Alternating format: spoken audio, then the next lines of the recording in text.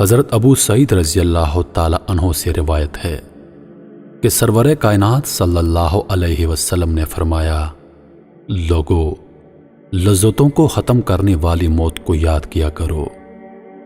قبر ہر دن اپنے مردوں سے خطاب کرتے ہوئے اعلان کرتی ہے، میں غربت اور تنہائی کا گھر ہوں، مٹی اور کیڑوں کا گھر ہوں۔ جب مومن کو دفن کیا جاتا ہے تو قبر اس کو مرحبا کہتے ہوئے خوشخبری سناتی ہے کہ میری پشت پر چلنے والوں میں تو بڑا محبوب تھا، آج میں تیری ہو گئی اور تو میری طرف آ گیا، تو اب میرے احسان کو دیکھ لے گا۔ یہ کہہ کر قبر تحت نگاہ کشادہ ہو جاتی ہے اور جنت کا دروازہ اس کے لیے کھول دیا جاتا ہے، جہاں سے اس کو جنت کی تازہ ہوا آتی ہے۔ حضرت ابو ہریرہ رضی اللہ تعالی عنہ کا بیان ہے کہ رسول اللہ صلی اللہ علیہ وسلم ایک جنازے میں شریک ہوئے، میں بھی آپ صلی اللہ علیہ وسلم کے ہمراہ تھا۔ آپ ایک قبر کے پاس بیٹھ گئے اور فرمایا، یہ قبر ہر دن بآواز بلند کہتی ہے، اے آدم کی اولاد، تو کیوں مجھے بھول گیا؟ کیا تجھے یہ معلوم نہیں کہ میں تنہائی کا گھر، غربت کا گھر، وحشت کا گھر، کیڑوں مکوڑوں کا گھر ہوں، میں بہت تنگ گھر ہوں، مگر اللہ جس کے لیے کشادگی کا حکم فرمائے گا اس کے لیے کشادہ ہو جاؤں گی۔ اس کے بعد آپ صلی اللہ علیہ وسلم نے فرمایا، اے قبر، تو یا تو جنت کا چمن ہے یا پھر آگ کا ایک تنور۔ حضرت ابو حجاج رضی اللہ تعالی عنہ سے روایت ہے کہ رحمت عالم صلی اللہ علیہ وسلم نے فرمایا، مردہ جب قبر میں رکھا جاتا ہے تو قبر اس کو کہتی ہے، اے ابن آدم، تو ہلاک ہوا، تجھے کس چیز نے مجھ سے دھوکے میں رکھا؟ کیا تجھے معلوم نہ تھا کہ میں فتنہ، تاریکی اور کیڑوں مکوڑوں کا گھر ہوں؟ تجھے کس چیز نے مجھ سے بہکا کر نڈر کر دیا اور تو میری پشت پر خوب اکڑ کر چلتا تھا؟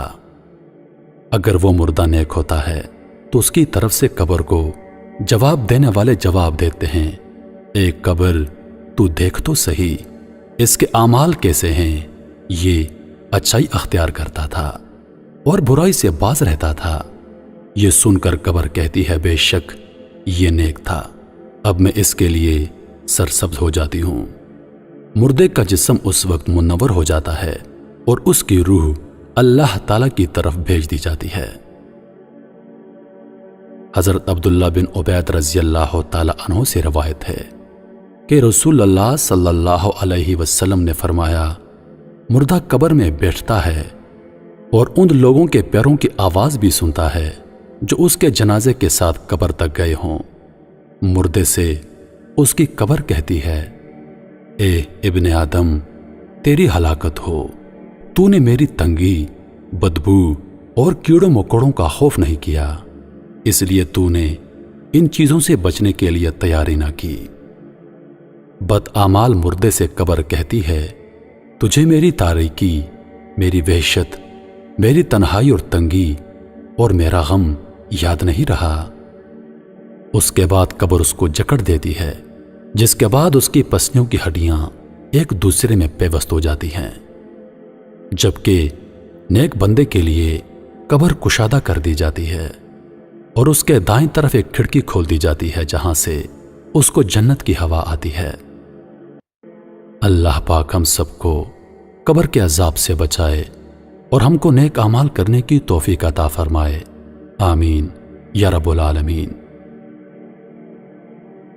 محترم عزیز دوستو، مزید ایسی ویڈیوز دیکھنے کے لیے ہمارے چینل کو سبسکرائب کریں اور ساتھ میں موجود گھنٹی کے بٹن کو ضرور دبائیں تاکہ ہماری ہر نئی آنے والی ویڈیو سب سے پہلے آپ تک پہنچے۔